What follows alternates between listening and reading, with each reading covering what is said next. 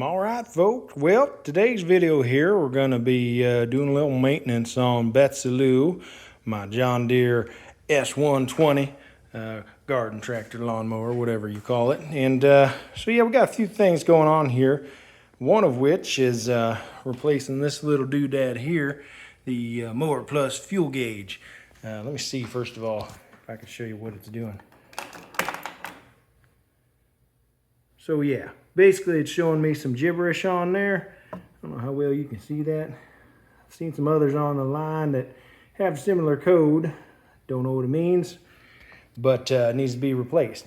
And good news is I knew I was getting close to 50 hours of usage, and so I know I needed to change my oil. So this will be the first time changing the oil with this here quick change, what's it called? Where's that? Easy change John Deere system to replace the oil. And so we're going to get in there and try to change that little dial. I didn't realize it has a battery in it, I guess, because it's already showing 0 hours, so that's kind of neat. There's the part number if you're curious on that one.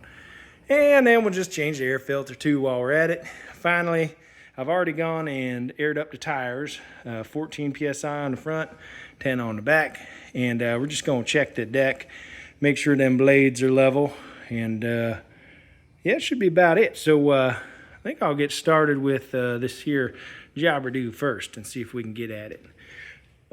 This here is the 22 horsepower. I don't know if that really matters, but let's see if we can get up in there. Hang on. All right, well, I've been led to believe that there's just some things you can squeeze on the back side of that behind your dash, and that'll release it and let you pull it out, and then you can get at the wires and whatnot. So I don't know if you can see that maybe on the sides there. We're going to see if I can squeeze something together here. Let me get at it for a second. Yeah, sometimes it helps to look at the new unit to get an idea of what you're supposed to do. So there's my squeezer things right there, those clear pieces. So I guess I got to try to squeeze a couple of those down as I'm ejecting it. So I'll give that a shot.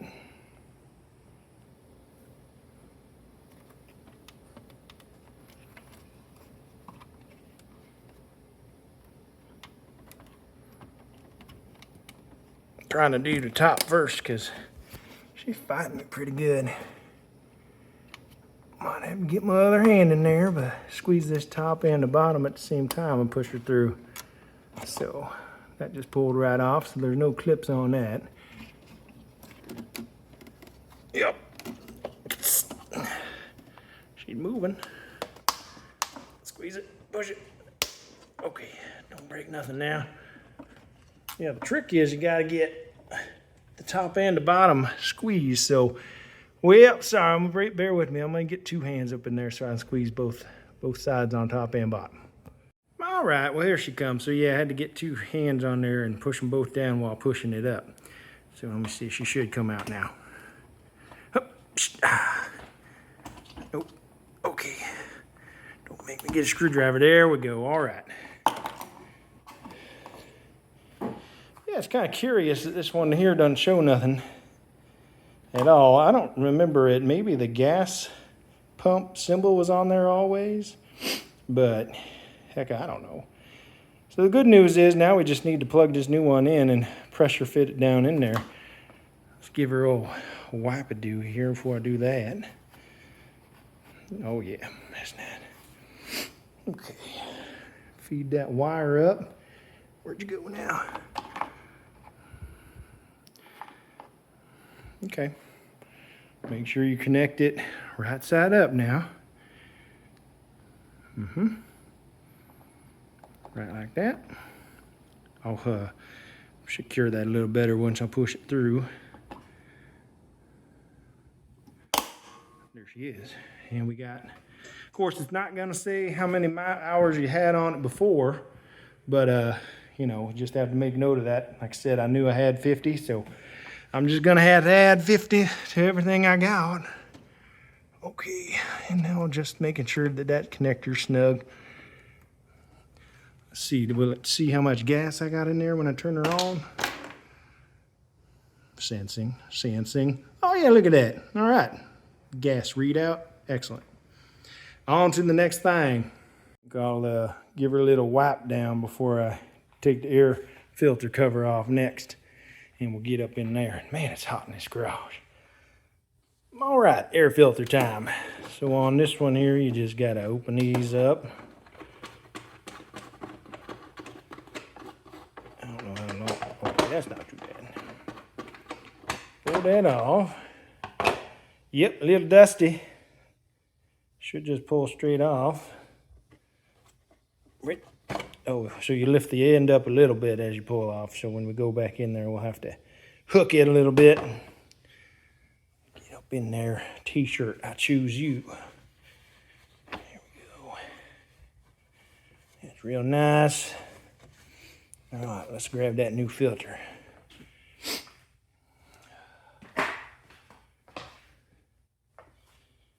Okay. Yep, like I said, so you're just going to get your end started here, and then as you push in, this will slide down on the front. Yep. Make sure that's good and snug. And that should be it. And then we just chuck that in the garbage and put this back on. All right, well, up next, I suppose we got our oil change. And like I say, this is the first time changing one of these. Should be pretty straightforward. You literally just twist it off, and might drip a tiny bit, so I've got me some cardboard on the floor down there just in case. And but yeah, really shouldn't expect much coming out of there. Take a look at that fuel filter, really. Probably need to change that one of these days, but surely it's fine after just 50 hours. Yeah, let me wipe that off a little bit, surrounding areas, and then we'll get the new oil filter on there with the fill. You know what I'm trying to say. Let's do this. It's too hot. I don't know if you can see that down here, but it says that way is locked. So what would that be? Yeah, clockwise, locking it. And so we'll do counterclockwise to unlock and lift it off. Oh man, here we go. It's gonna make me get my other hand out here, isn't it? All right, stand by. Well, instructions for the win here. It tells me to, wait for it. Remove the OEM shipping tie strap, first service only. Well, yeah, this is the first service, so sure enough, I got a zip tie right there. Gonna have to cut that before I can take that off. So, pro tip for you, I suppose.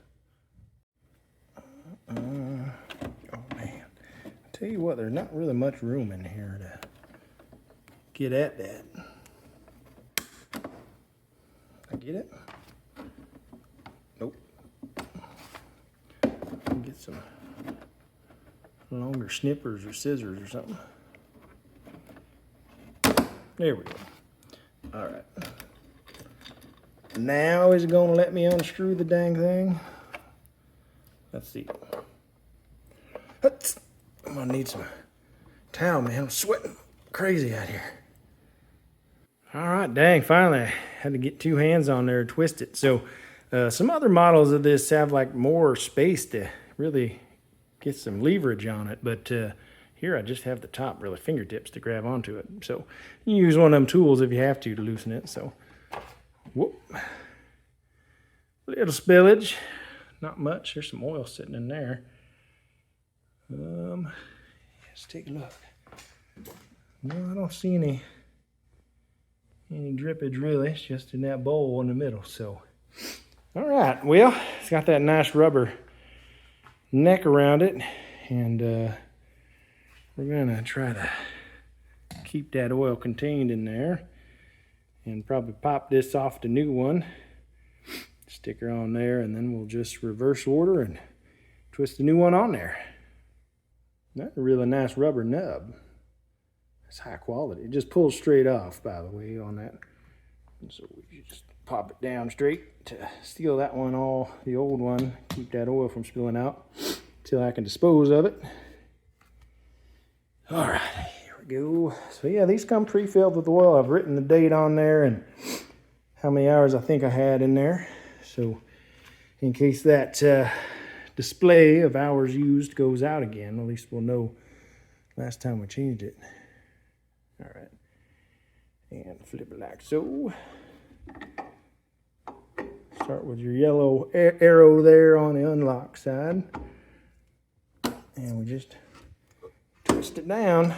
Boom, lock and lock. Okay. I don't see any oil juicing out, so that's a good sign, huh? All right. Whew. I think I lost about 10 pounds out here. Cheers. All right. So the last thing, like I mentioned, we're gonna make sure my blades are level.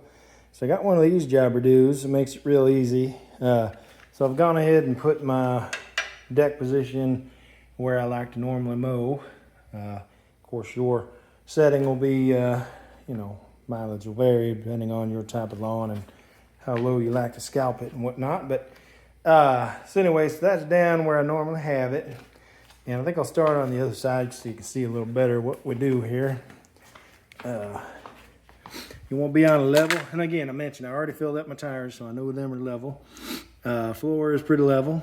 So the trick here is you just extend that up all the way so it's all, swing like, and then you find your tip of your blade. You may have to rotate your blades so they're towards the outer end of your deck. And you just kind of slide that under there where the lower part of the blade, the cutting edge of the blade is.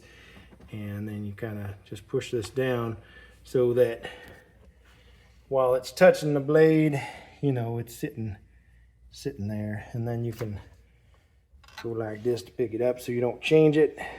Tip your front end down and slide it out.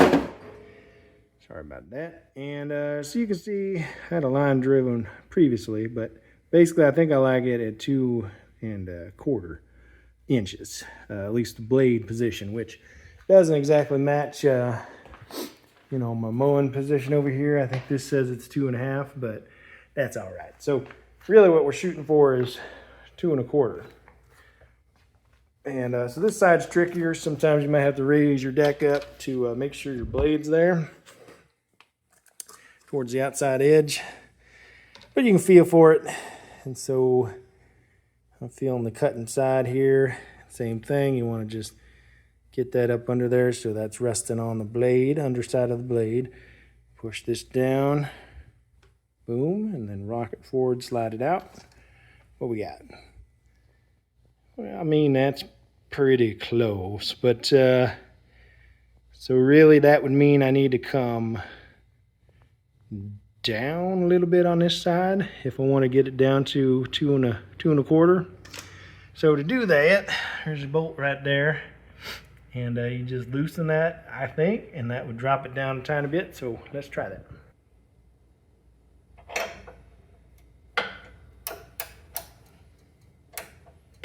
And loosen. All right. Yeah, that definitely dropped a little there. So then we repeat, reset this here to swing up to the end of it. Oh gosh. Get up under there, find my blade. I think I'm gonna have to move. All right. Okay, you're back here. All right, calm down. Yep.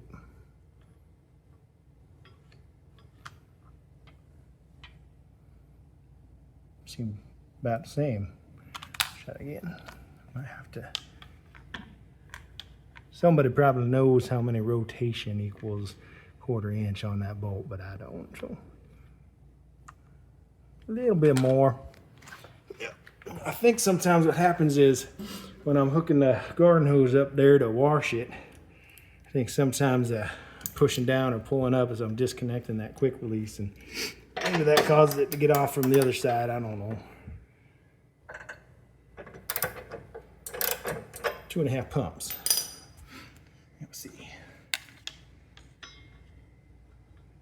Got my sweat on there? Jeez.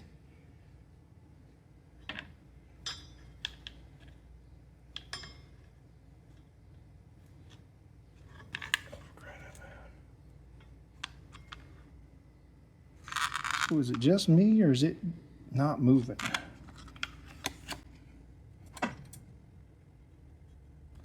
might have to use 2 hands up under there so I can make sure I'm on that down side of the blade. There we go. All right, well, to prove a point, I guess I'll keep loosening to see.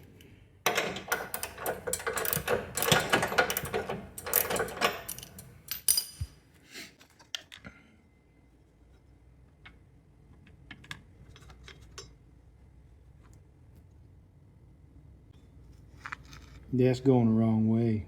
Yep. All right. Well, there's your problem. So I guess tighten mode is what we want to do to go down. I don't know. Now what? Well, that's too far, isn't it? Well, yep, maybe a tiny bit too far. We'll go back down a little.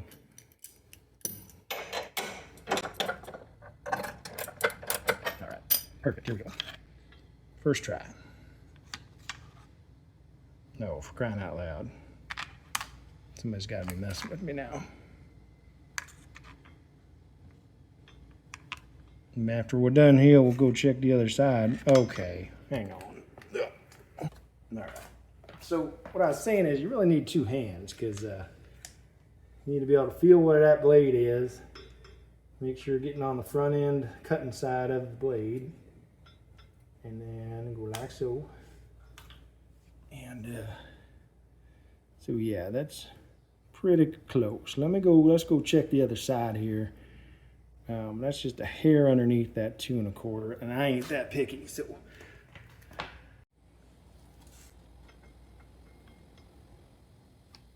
Oops.